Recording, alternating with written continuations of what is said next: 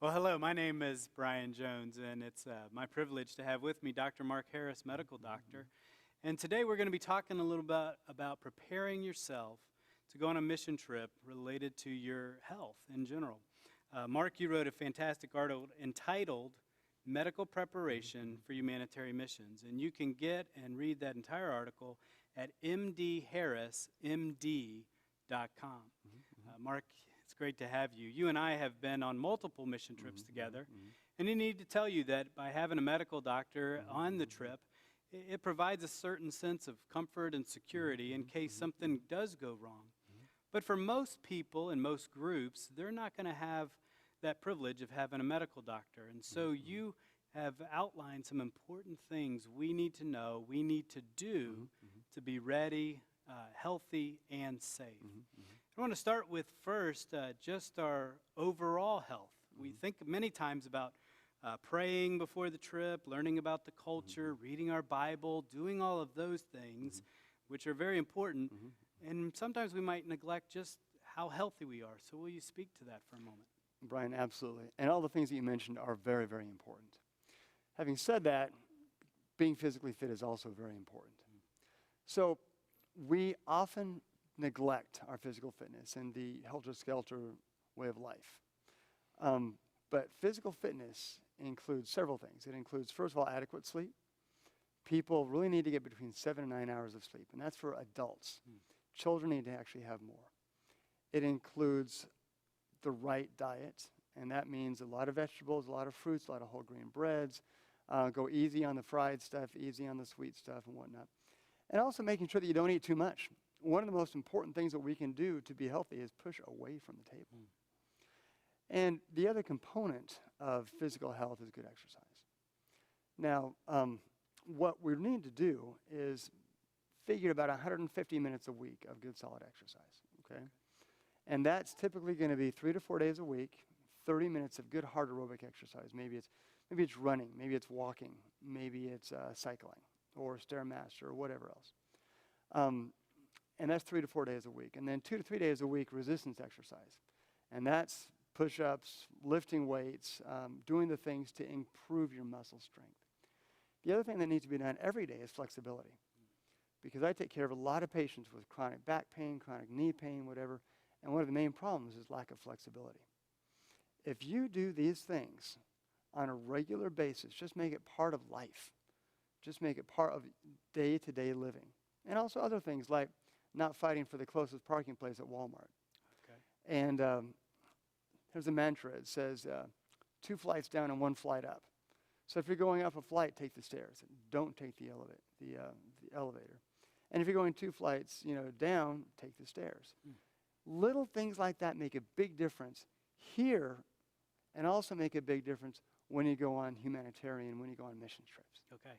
And I appreciate you mentioning just those little practical tips. You and I are familiar with the little app for your phone you can get from Couch to 5K, which may be something people would find enjoyable. And you're kind of talking about from couch to mission trip, Absolutely. Which is a very important thing. And so Absolutely. if I'm not necessarily at this point a runner lifting weights, if because of my age maybe I can't do some of those things, you're saying even little incremental things are going to help. Absolutely. Now, you say that it's so important because the conditions are going to be different in the country. Will you talk to that? Well, most people, when they go on humanitarian missions, they go to areas which are developing world. They go to areas which don't have the comforts that we have in the United States. They don't have the transportation. They don't have the network of emergency medical, systems, hospitals, doctors, et cetera. A lot of them don't even have clean water. And so you're encountering harder circumstances than you're used to. A lot of them don't have air conditioning. Right. And so whether it's heat, whether it's bugs, whether it's mosquitoes, whatever else, you're encountering things, little tiny things that may not seem like a big deal by themselves, but when you add them together, they become a bigger and bigger problem. Okay. So another thing that's very important is preparing yourself medically, making sure vaccinations are done, prescriptions are packed. Will you speak to the importance of making sure we're prepared in those ways? Absolutely. So I've been practicing medicine for well over 20 years, and part of my medical practice is travel clinic. Okay. And so people will come to me and they'll say, Dr. Harris, what do I need to do in order to be ready for my trip to wherever, South Africa, Uganda, Guatemala, whatever. And so the first thing that we do is we go through the basic vaccinations that they need to have in the United States. A surprising number of people don't have the vaccinations that they need to have, even here, whether it's the pertussis booster, whether it's the annual flu shot. Those vaccinations are recommended for good reasons, because getting them can help prevent you from getting diseases. There's also, depending upon where you're going, there are other vaccinations that you might need. So, for example, in Africa, you will often need yellow fever vaccine. You might need other things. For example, in Asia, the Japanese encephalitis vaccine. When you go to see your doctor at that pre-travel visit with your doctor, which is generally about 4 to 6 weeks before you go, he or she will go through all of that information, where you're going, what you're going to be doing there, how long you're going to be there, who you're going to be with, figure out exactly what you need, and then tailor your prescriptions, your vaccinations, your health equipment list, and all that stuff to your individual needs. Okay. So when I've gone on some trips, some well-meaning people have told me, you're going to need this, and someone else said, you're not going to need that shot. Is there one place, one source I can go to really find out, beyond my doctor, what types of vaccinations I would need? The Center for Disease Control, cdc.gov, has got a Traveler's Health page. It's very, very good. And essentially, you go to cdc.gov, you click on Traveler's Health.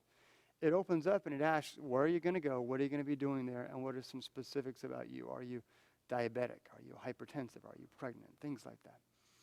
And that brings up another really important point. Each of us have underlying medical issues. Maybe we're as healthy as a horse. But many of us have high blood pressure, diabetes, things like that. It's very important for you to take everything that you are going to need on the trip for the entire duration of the trip and for a couple of weeks after. Okay. So if you're a diabetic, you want to be sure you got your medications. If you have high blood pressure, you want to be sure you have your medications. If you need a hearing aid, you want to be sure that you've got extra batteries for the hearing aid. If you need glasses, you want to be sure that you've got a second pair of glasses, or maybe even a third pair of glasses. The things that you have to have for your health, some people need an ankle brace, some people need any number of things in order to be effective in America. They need to bring those things when they go overseas as well. Okay.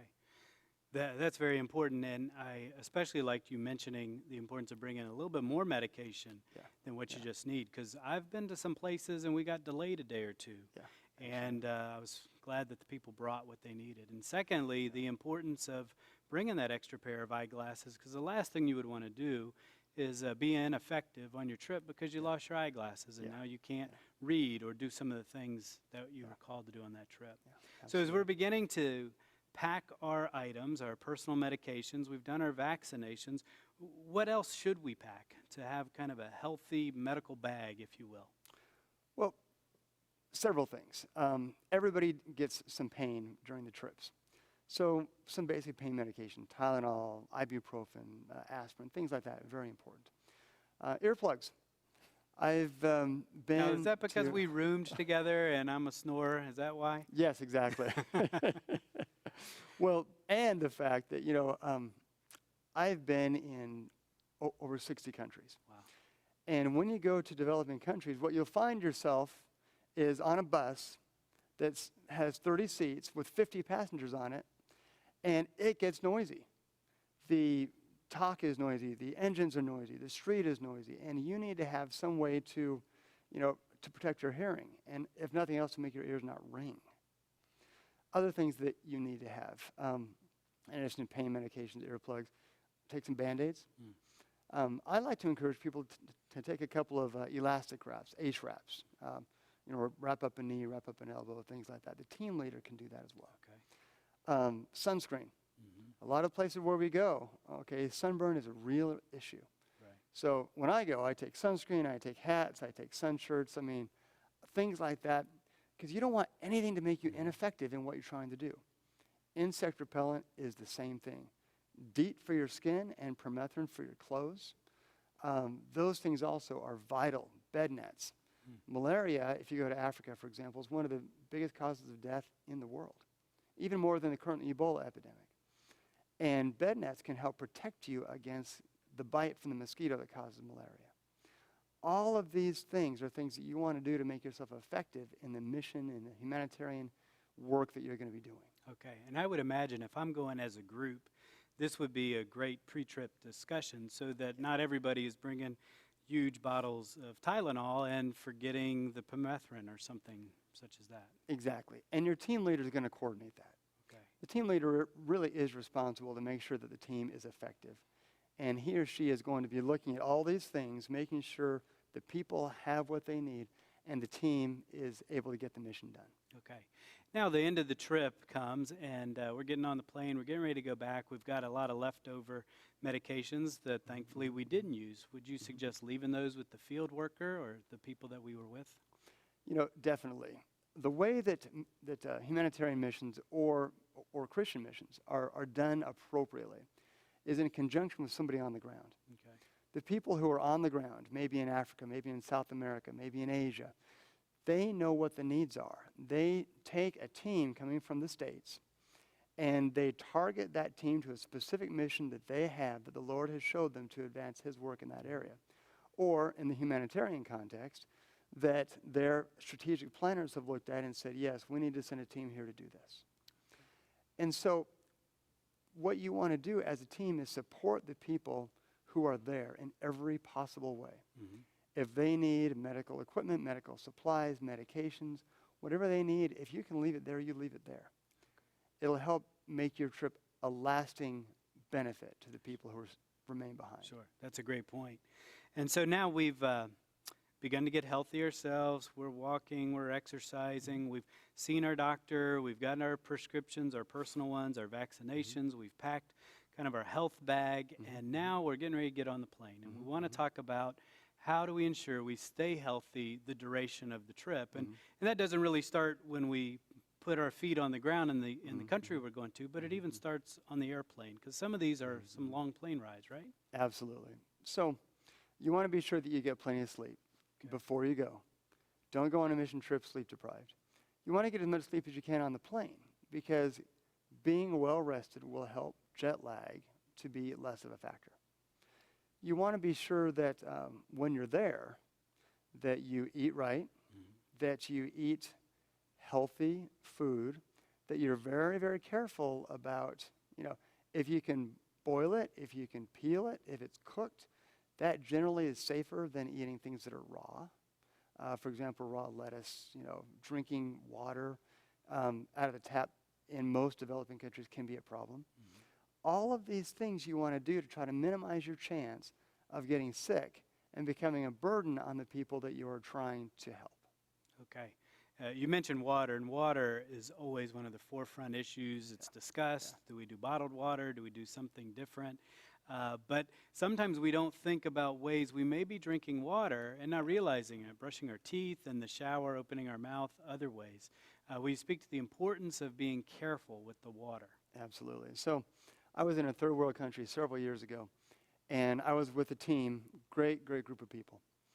And they were diligent about drinking bottled water, doing all the right things. I told them, don't use the ice, because the ice is generally made with contaminated water in a lot of developing countries.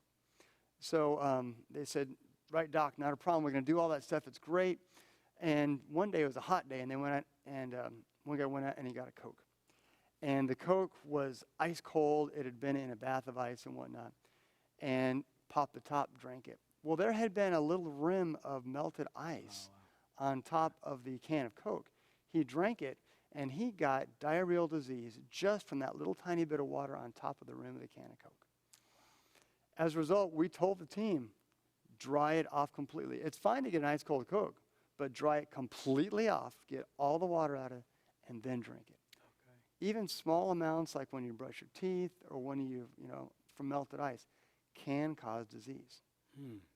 Boy, that would be a shock to the system. It was for him. And kind of mentioning shock, when you land in another country, you're so excited. You're seeing new things. You might be driving on the opposite side of the road. It's all new. It's all different. You can experience some culture shock. And when you get back to the States, you can kind of experience some reverse culture shock. How should we play that out?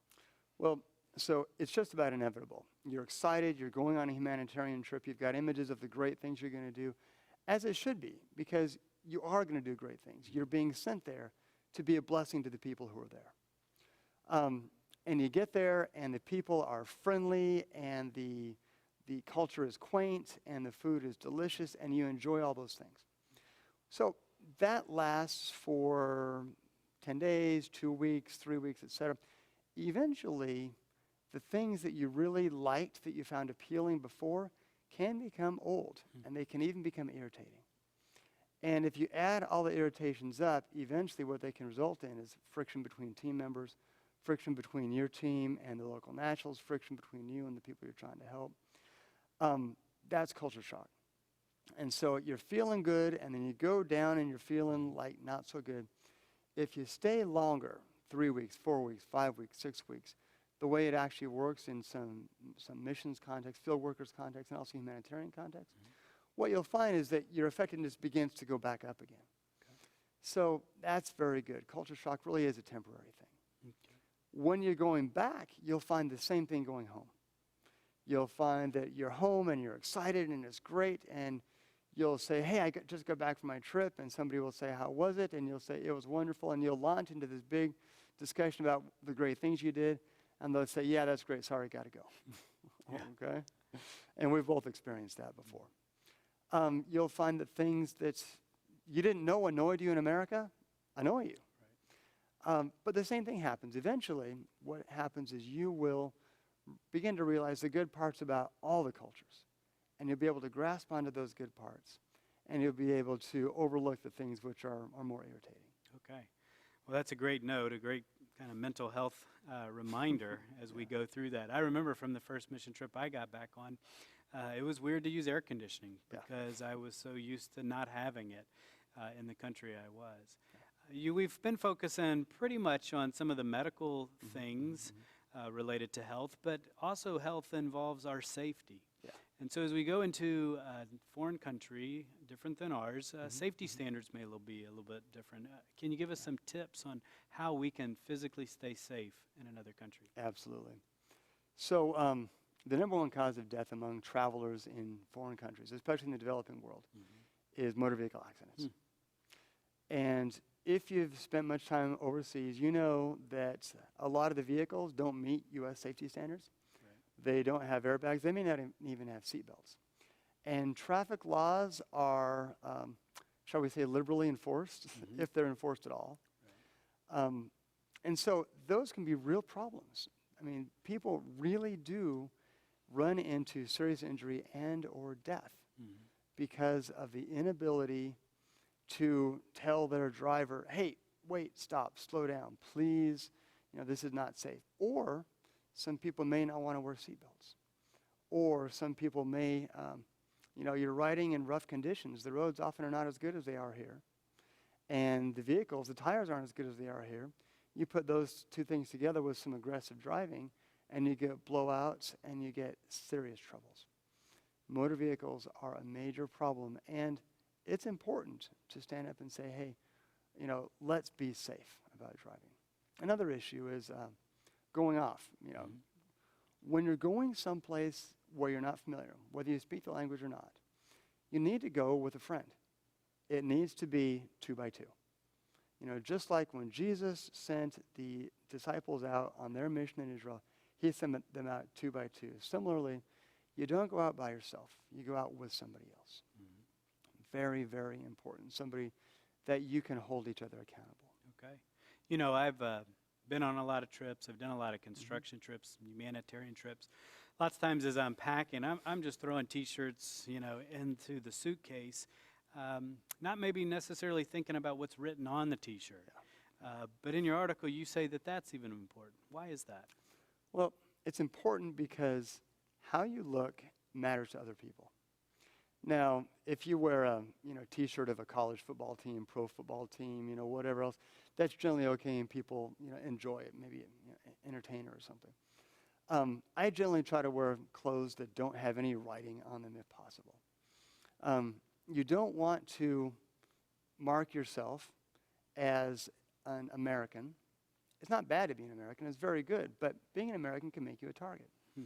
If you've got any military affiliation, or if you have somebody that does, or even if you have a shirt that seems to have a military affiliation, that can be dangerous.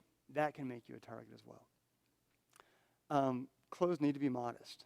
So women especially have fairly strict dress requirements in many developing countries. And to dress in a developing country like you would in the United States can mark you as a woman, as a loose woman, as a woman of poor virtue.